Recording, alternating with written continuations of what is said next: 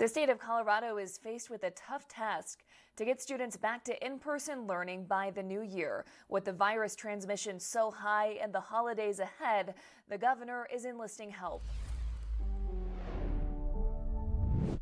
As nearly everything else in Colorado moves toward tougher restrictions, Governor Polis is pushing schools to reopen. We value education.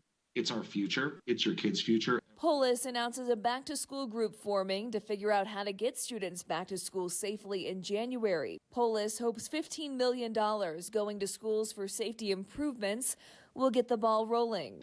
Outdoor classrooms, HVAC improvements, filtration, PPE, plexiglass, all those types of things. We want to continue to do more. The back-to-school group consists of educators, parents, and some health officials like Eagle County's Public Health Director Heath Harmon. Schools are vital. They're super important, I think, not only to all of our communities, but they're super important to our kids, to our teachers, and they have a tremendous amount of social benefits. They also represent, honestly, a safe place for youth that might have a tougher home environment. But many schools have been forced to close classrooms, facing dramatic substitute teacher shortages and too many staff in quarantine to keep up in-person learning. We need to talk together collectively, collaboratively about how we're addressing that substitute shortage and how we can overcome that staffing shortage when we have to follow that quarantine guidance. Yet Governor Polis insists schools are the safest place for students and teachers both. It can also be a very safe place for educators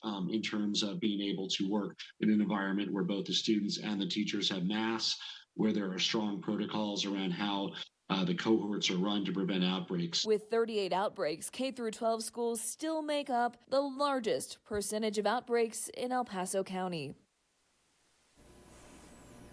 They say it will take some help from the public as well, and that the single most important thing we can do for youth is to reduce community transmission. But as we've learned, that's easier said than done.